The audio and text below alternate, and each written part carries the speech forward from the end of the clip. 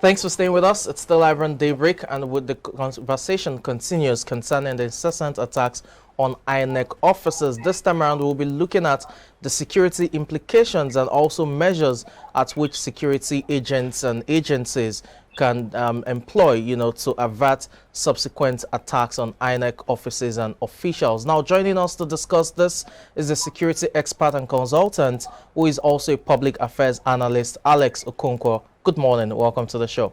Good morning. Welcome to everybody. Thank you for having me. Thank you so much. Before we delve into, the security implications, the first, point will be, what has been your reaction, as a result of the incessant attacks we've seen on Inec officers? Well, the reality is this. It's not been, I must say, unfortunately, it's not been a surprise to me and to most of us because we saw it coming. You know that for a while the Southeast has been into the situation where it can be uncontrollable. When I say uncontrollable, I mean even the original IPOB people cannot control the situation. Exactly. That the IPOB people themselves cannot control the situation even if they sit at home. And the forces are not able to do exactly what they want to do, and yet democracy must go on. So rallying must go on, campaign debates must go on. So it's been a bit of a confusion already. So I'm not totally surprised. Don't forget, we've had INEC offices bombed in Osun and Ogun State as well. Yes. All this year. We've had political parties have had their what would I call it, their campaign units being bombed, billboards being bombed, and all that. So and in reality, if you go back to history, every election, every pre-election year has had this kind of violence. What is making it obscure to us, or rather angry, making us more angry, is that we have the information in real time. You get what I'm saying? Because of social media, because of online news, because of news companies like yours, people get the information immediately, which is a good thing for democracy. But we are at the stage where it's turning. What I'm trying to say is this: the first level of changing democracy or improving democracy is information, which you guys do. The second level is reaction. So let us not get it wrong. It is not because we are being more informed that things are worse than before, than other years of election. Go back to history. 2017, 2011, even 1993, even way back to 1965. Several incredible and treacherous violence. The thing is, we are more informed, and that's a good thing. We should take it as a good thing. Now, what do? We will come to that. But in my first instance, what came to me was that this is usual.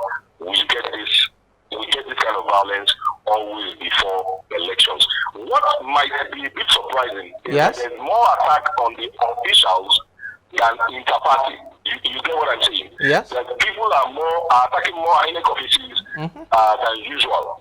That is what could be a bit surprising. But in terms of violence, always before elections, we've always had electoral violence. Okay, let me come in here now. You just touched on something that, is definitely up for debate. The fact that it's surprising that the INEC offices are now the target. I mean, if that was obtainable in time past, it was probably because we're still going by the manual aspect of things in terms of ballot papers, counting and all of that. With the introduction of BVAS, and the electronic transmission of results, you wouldn't expect INEC offices to be targeted because it's now electronically in that sense. So what can you, attribute to these incessant attacks on INEC offices? Is it a way of disenfranchising the people?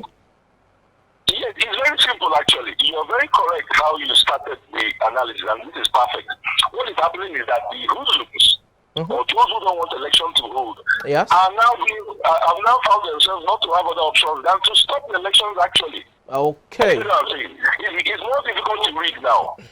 It's more difficult to pay people money. It's more difficult to even be sure that they vote for you when you give them money. You see, with all the things that are in place. So it's also more difficult to tamper results once they've been voted. Are you seeing that they are running out of options? Options, exactly. So the option is let the election not take place at all in that area. That's what they are being found. That's what is being left to them. So what is happening is that in portions all around Nigeria, it's not just the Southeast, but of course it's mostly on the Southeast. People, I will call them local hoodlums. There's no real organization telling people go and break the INEC offices. People are setting up because of a bit of lack of security in that particular area. They are going to INEC offices and destroying the INEC the officers. You know what's happening? There was supposed to be the collection of PVCs that morning. Yes. I'm talking of the one that happened in a way. Exactly. It was supposed to be that morning that people were supposed to come and collect their PVCs. So those who went to destroy it don't want to collect their PVCs. You see what I'm saying? Yes. Not having another way. We cannot bribe them. We cannot rig the election as taking place here. We cannot tamper the results. So what do they do? You see, if people don't take their PVCs, election might not vote in that particular ward, in that particular area. So you see, it is actually a reaction to the efficiency to what has been put in place. And it's normal. It's just like corruption. Yeah. When everything is being done, corrupt practices will have to find a way of stopping you from stopping them. I hope what I'm saying is clear. So it's actually a reaction. Okay, now let's look at the security implication of this, because it has ripple effects down the line. We know quite well that the first coup we had in this nation was as a fallout of an electoral violence from the preceding year, talking about the Western crisis of 1965. Remember, that was as a result of an election as well, and that crisis trickled down till the Major Kaduna Nziogo-led coup of 1966, January precisely. So here's the question. As much as electoral violence is a recurring motif within our political narratives over the years, what's the security implication at this time? Because this time is peculiar. If we keep having incessant attacks on INEC offices, and INEC has to battle with the burden of logistics, trying to reprint PVCs and all of that, what do you think the security implication is, not just in the southwest or the southeast, but across the nation and across the nation? Well, unfortunately and unfortunately, it is a continuation of what we've been going through for some years now. The real thing is that it's going to affect how people participate in political events during this time period. Don't forget, in most parts of the country, waiting for this Christmas period so that people can come home and participate in rallies and manifestos. I'm talking of local elections now. I'm talking of presidential. Don't forget, senators are going for election, House of Reps are going for election, both at the state and federal level. So a lot of areas, especially in the east, politicians are waiting for their kingsmen to come home so that campaigns can really start. Because you that is running for a senator to be senator in Olu, it's only this period that you will see your citizens from Olu so that you can talk to them. So it's definitely going to affect what electoral campaign will be like, especially in the southeast. It's also going to affect how people move around. And thirdly, it will definitely affect how people take their finance PVCs, because we're collecting the PVCs this period. Now, if the INEC office is gone and policemen, 2 policemen were killed. But they died during the confrontation. You as a normal citizen, you don't feel safe to go and collect your voter card, and that's already a problem. Exactly. So it's not that it's going to affect security more than ever. Don't forget the situation is going on. So nothing has changed. In fact, I want to say nothing has changed on a normal level, normal level. What will change is our political, that political vibe. For months we've been hearing collect your PVC, collect your PVC. Now it's time to collect it, and the place where you're collecting it is being hampered. So we are going to have this, some government will have to react seriously. And when I say government, I mean government across the board, both on the INEC level and all that. There is something that is on, I know you're aware about it, which is called the ICTE, which is under the NSA. It's like an interagency consultative committee. They meet regularly, and then zone by zone in the country, they decide what kind of formulas you can use. You know what's going on in the north is not exactly like what's going on in the south. Let me clarify that. Sometimes what the electoral actions in the north are actually being done by bandits. New Boko Haram bandits who don't want election to take place at all. Whether it's PDP or ABGA, it doesn't matter. They don't want elections to take place at all because elections is seen as something, foreign, Western. But what happens in the South is could be inter-party. So a party trying to, intimidate the other one and all that. So there are different things, different strokes for different folks. Let's say it that way. Which means there is no one for all solution, depending on the region. You see what's happening in River State? Exactly. I'm sure you followed it. Yeah, you see that one is different. It's even within the party. You see. So it's not as simple as that. To fight this kind of electoral insecurity, let me call it that way. Because Okay. And we haven't even started. Something we haven't started. No, we haven't. It's always like 2-3 weeks to the elections. That's when it peaks. So I believe a few things are being done. I think we'll communicate in your program. But for now, it's not going to change anything in terms of the normal insecurity we have. What is going to change is the reaction of the population to their electoral act, which is collecting their PVC. Okay, let's, still talking about security though, but let's look at the implication on INEC officials now. And the reason is simple. If your workplace isn't safe anymore, your workplace is targeted, you're not even sure if your workplace is the next point of target for these miscreants. How safe, how secure do you think, INEC officials will be in trying to discharge their duties? Because at this time, INEC needs all hands on deck in terms of its staff to be able to carry out, the duties. Remember, from 9 a.m. to 3 p.m. every day, the offices have to be open for Nigerians to collect their PVCs. So on the part of INEC officials, do you think that there will be a bit of fear and anxiety concerning their safety, and as a result, they may just, disregard their responsibility at this time? Oh yes, of course. It's already happening. We cannot mention names or other areas, but in some areas, some people have not been found to present themselves. I'm talking of INEC adult staffs for fear of being attacked, especially some river areas where they still have to go by foot. There's some areas in Nigeria where you drive the car, definitely, then you park and you are renting. So you can imagine how violent it becomes when you find yourself on an island, so to say, and you're being attacked. Like you're an INEC official, and there are just two policemen who have run away and changed their uniform. So we have democracy will have to be defended. First of all, let me tell you, let's confirm it is we are all stakeholders in the democracy. Definitely. It's not INEC and Nigerians or INEC and the police. If you hear something, say something. Because at the end of the day, these people that are taking out violences on INEC are from the area. The people that took out this apparently thing, indigent. You come from Plateau State. They are from Imo State. Or rather, they are residents anyway.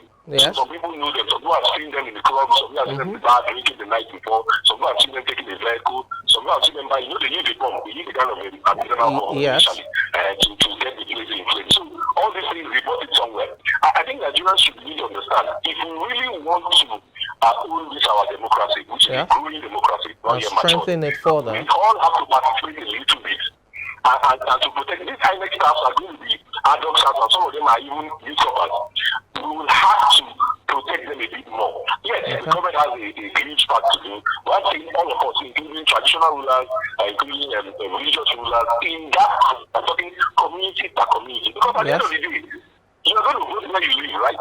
Definitely. It's still the same place you're going to vote. So if it's not safe for the INEC worker, it's not going to be safe for the citizens. You are right, yes.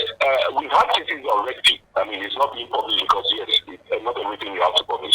Where people have not presented themselves, when they have good reasons to do so, there was a threat. Sometimes information comes in advance. So they are being informed to stay away and all that. What I can say is that the current INEC chairman is doing quite a lot to keep all the materials safe. Yes. He's doing quite a lot to keep the personnel safe as possible. But don't forget, INEC officials cannot be safer than normal citizens. Yes. You know what I'm saying? So I do. There is no secure zone in an insecure environment. So they are still part of us. So they can be attacked while you coming to work. And you will put a policeman behind every INEC official. So a lot of things have to be done collectively. Okay. As a security expert, we need to look at these attacks now and consider the possibility of, future attacks. And I'm saying that because if at the time these INEC offices were attacked, the ones in Ogun and Osun State about 7 weeks ago or 2 months ago, and then the one in Ebonyi, we now have, we've had recent attacks over the span of the last 2 weeks.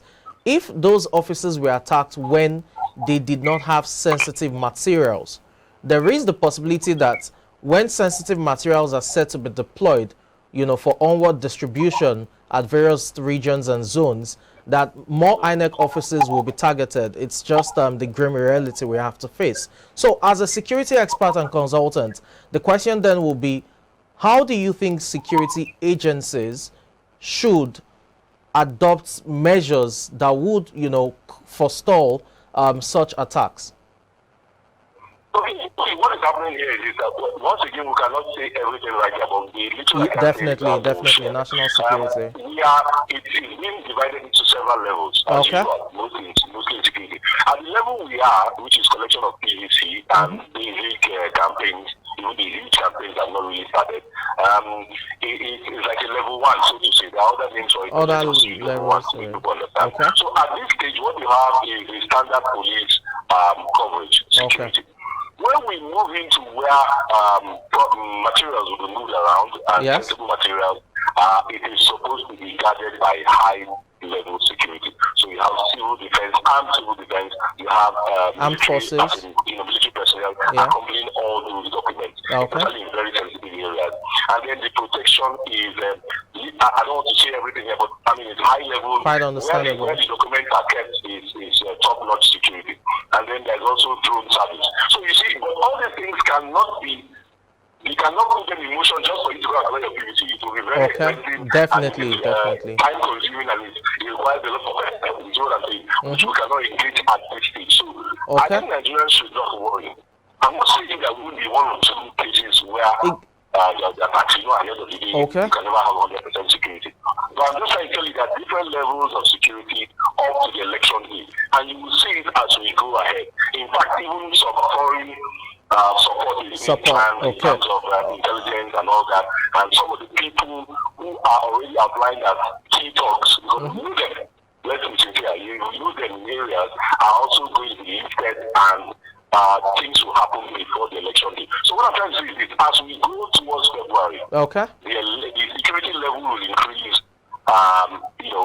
crescendo.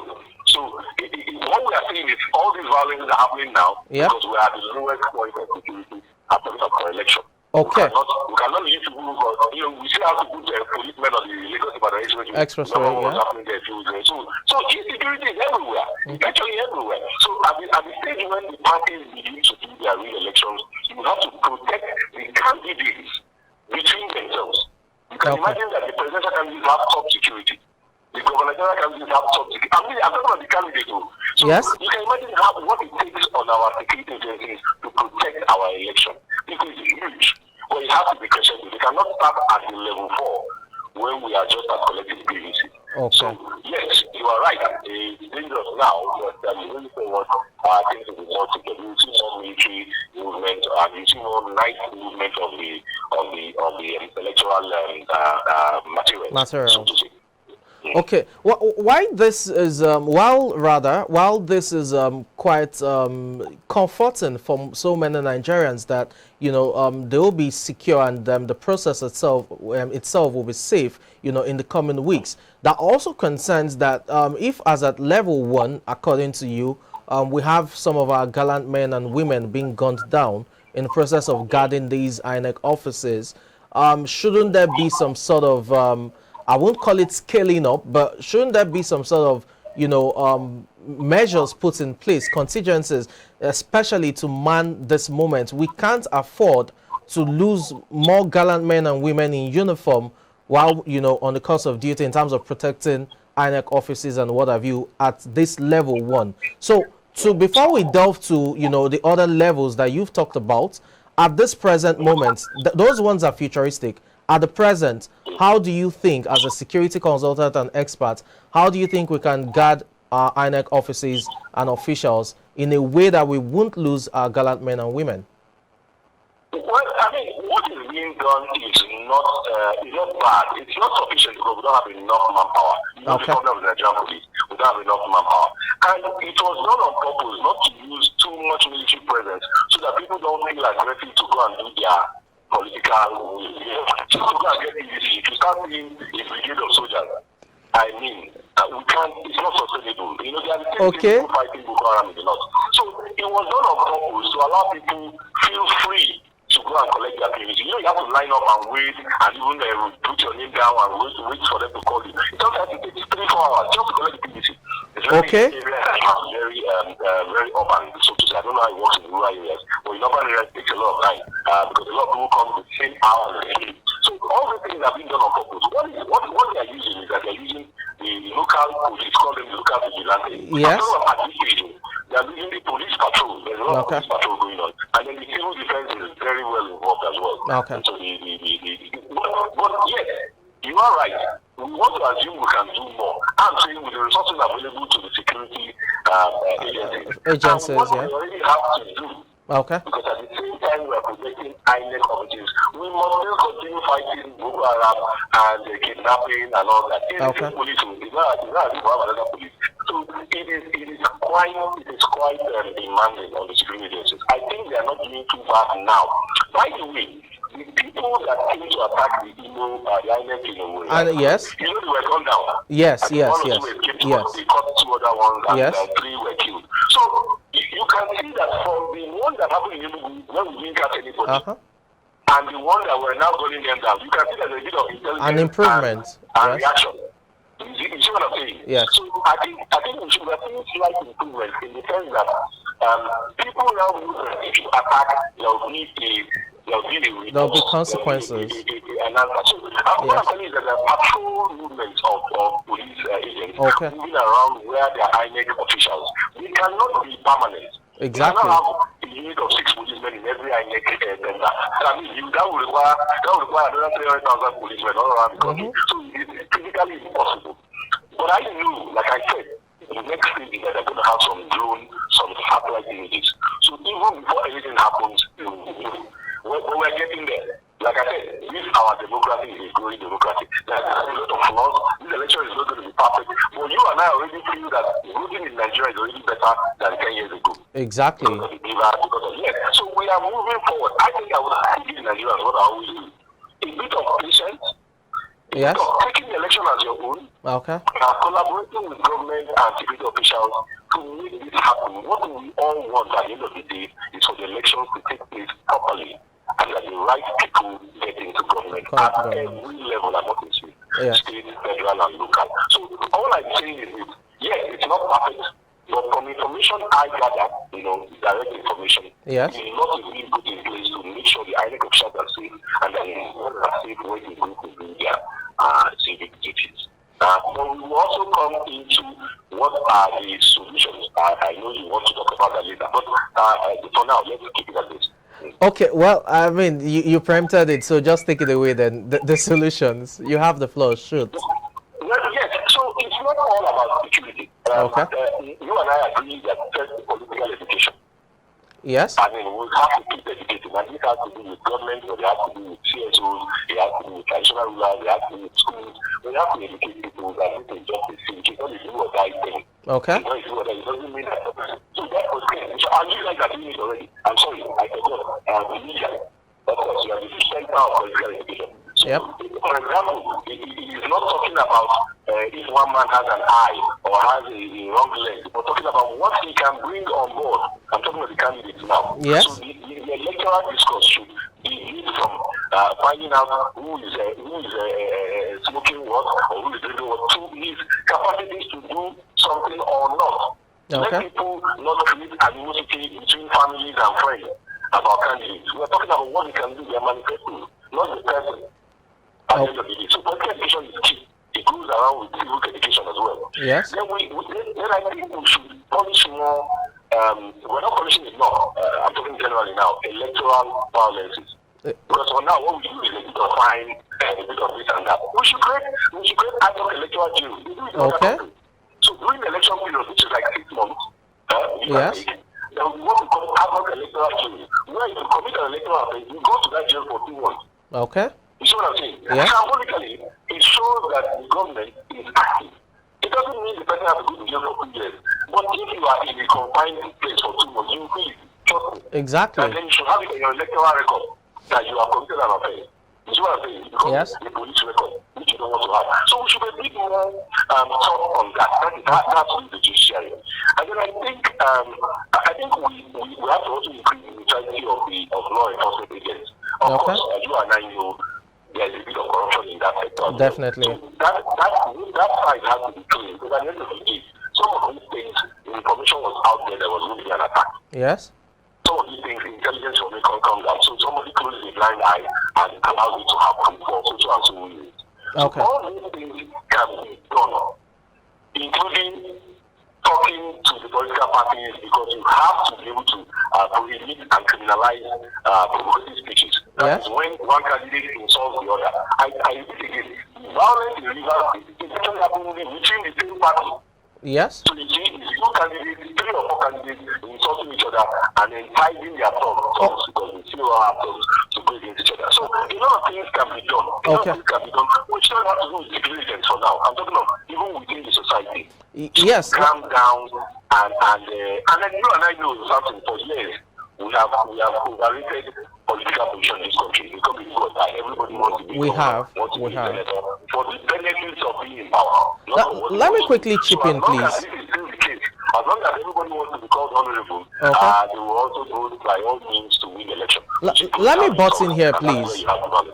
Let me butt in here, please. I mean, you've talked about, you know, civic education, the need to also educate, you know, the political parties and all of that on how to douse the tensions so that we do not have as much electoral violence as we have now. But there are those who will tell you that the peace accords these parties sign, you know, during elections, oftentimes led by the former head of state, Abdusalam Abubakar, that these peace accords are oftentimes just a mere facade, you know, just a mere writing on paper, because at the end of the day, while the primary candidates may not take direct jabs at each other, they tend to instigate, you know, their supporters to go after the opposing camp. So how much of, you know, education in terms of, you know, educating the political parties or the candidates themselves, how much of an impact do you think it will have if they can't even respect peace accords?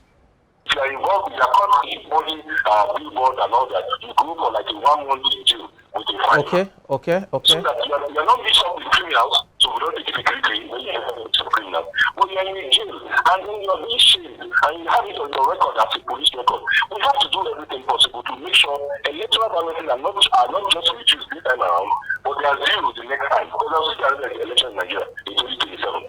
But I think yes, 2027. Yes, 27. Let's start now, so that over time the results will show. Okay. That's the culture we have to invite in Nigeria. Okay. Okay. Let me come in. Let me come in, please. Let me come in, please. I pretty much understand what you've said, and it must be said it's expository, really. But when we talk about, you know, all of these issues of electoral violence, political parties or candidates not, you know, helping matters in dousing the tensions and all, we also have to take into cognizance the laws. So where's the place of the electoral laws in terms of strengthening that law and implementing it against, you know, offenders or electoral, those who perpetrate electoral violence? Yes, of course, you're very correct. At the end of the day, it's going to be by law. Everything I've been saying today cannot be done by the military themselves. Exactly. It still boils down to that same House of Representatives voting all the things we were saying this morning. Yes. So at the end of the day, it is still up to us. Because, for example, Nigerians don't know, they didn't know up to recently that they have a callback on their senator. Yes, yes. That was simple education, political education. Everybody thought that when you voted your senator, you can even get for 4 years. And for 4 years without recalling. And also believe that you could do that. So you see, a bit of education is missing here in our democracy. And that's why we are where we are. But it's not fatalist. We can move forward. That's what you and I are speaking about today. And I hope people that listeners are tuning in. Because it's about educating yourself on your rights. Let's go and tell our political people what these laws. Let it be every time we're going towards election, right? A 6 months period, where you can go to jail for what I call small offenses. The person didn't kill anybody. Of course, when somebody dies, it becomes murder, it becomes a criminal case. I'm talking of electoral violence. And it has to go into the electoral act. Yes, President Buhari passed the electoral bill and electoral act earlier this year. But it can be better. You know, the idea is we are building. The next government should better on that and add some of these things. So that going forward, electoral violence will be punished accordingly. Not over-punished, but definitely not under-punished. Because you and I, if I go to a rally, I will get into a fight. Yes. You're not going to carry me to Greece for 6 years for that. It's just a fight. But if you and I are dealing for 1 week, by the time we come out, we'll be calm. You know what I'm saying? Yes. And then we have on our records that we have a political violence case on our records. You don't want that, I don't want that. Over time, it's going to affect people and these things will reduce. So it's not a one-shot solution. Okay. It doesn't mean security agents will not be there. But I'm not saying I'm going holistically and I'm thinking future. Yes. If we can reduce the beat this time around, because it's just around the corner, there are no miracle solution. It will reduce further in 2027. Okay. Then we are going towards the democracy. It took a lot of countries 200 years to build a democracy. So Nigeria should not be over. It's a new thing for us. Up to 1999, we had military rule. Yes. Yeah, it's come back around the corner. It's not long ago. So we are doing it, but we have to all grow together. And the right mentality has to be given to those ones who are just 18. When you know at this age of 18 that your uncle went to jail because he bought a banner, when you know that and you're just 18, I'm sure by the time you get to your turn, you will know that these things can happen. So you see, we have to build our democracy. Nigerians don't often think that democracy is already there. No, we are building it just like our economy, just like our nation, just like our society. Those things are being built. And thanks to media and media stations like yours and online programs, information is going out there more than ever. Okay. More than ever. And, and that's part of the political education I'm talking about. Okay, hitting home stretch on this discussion, that those who think that one of the reasons we have electoral violence, within our political landscape, especially on the high, is the fact that there are those benefiting from the status quo in terms of how expensive our electoral processes are, and the whole vote buying or the money sharing delegates and all of that. So the question will be, do you think that there is a corresponding link between how expensive our elections are and electoral violence? That's one. Then two, do you think if we make our elections less expensive, it will translate to reduced electoral violence? Well, it will not be a straight line. The causes of what is causing the electoral violence is more than that. I agree to some extent that if the elections were, I wouldn't say less expensive because that would be anticipating something I don't really know about. Okay. I would say if the funding of the electoral process had more of a control, then maybe you have an effect. Let me explain this. In other bigger democracies, yes, you cannot. There is a limit to the budget you can spend exactly on a political party on elections. You see what I'm saying? It's not that the government tells you what to spend, but they tell you if your political party has 100 million naira, you cannot spend 70 million on just elections. Because political parties exist without elections. The problem in Nigeria is that we only do them when election comes. But political parties are actually in position. They bring out campaigns, they do research, they do a lot of things to further democracy in other countries. In Nigeria, they don't do elections. Elections this year. So the way we are doing it is wrong. I would say more than anything else, which penalties are the cost? We've gone into that a bit, so I won't go back to that. The social and economic poverty is the second one. Okay. I cannot get you something now to be a talk for me.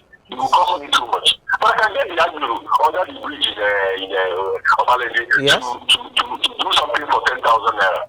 So as long as you have a social and economic poverty in this country, you always have talk and you always have electoral violence. Then the seeking independence of the judiciary at the state level. Okay. What is happening in Rivers State now? Because somehow the current administration is a bit involved. Yes. The local judiciary cannot do much. Okay. But the judiciary will have to be independent in this country. Then there are ethnic and party manipulations. It has nothing to do with money. It means in a party, there is one side and another side to it. Both sides are fighting. How do you stop that? It's not about money. It's not that it's a hatred. Then the absence of civic and political education, we talked about that. At all levels, when I say that, I mean at all levels. The traditional ruler, when he talks to his people, his subjects, he should be saying, you people are free to vote. Remember that there was a governor who mentioned that in his state. Yes, he did. I don't want to mention it. Only his state. So only his party will win it. How can the governor say that? There are probably 12 million citizens in that state. Why should the government be telling them who to vote for? Is that how democratic is that? In other countries, you should be in jail for that. We're pressed for time. We're pressed for time, Alex. But in 30 seconds, your final words. No, the final thing is this. I really pray and hope that Nigerians can have the confidence to take up their civic acts. Okay. Let us not kill our democracy for fear of the terrorist thing. And then See something, say something. Okay. Let's take the responsibility. When you hear something about to go on, it is better we have a security alert that doesn't happen than not to mention something you've heard about. Because we still have to protect our Inec citizens who are our cousins, brothers, and sisters. They are still Nigerians. So at the end of the day, let us own this election, please, Samson. That's all I can tell our people. Let us own it. Let us not see Inec as something separate from us. It is part of the system, part of Nigeria, part of growing up as a democracy. Thank you so much for your time on the show this morning. Thank you. You too. That was Alex Okonkwo, a security expert and consultant, also a public affairs analyst, running us through the ropes of the security implications of the incessant attacks on INEC offices.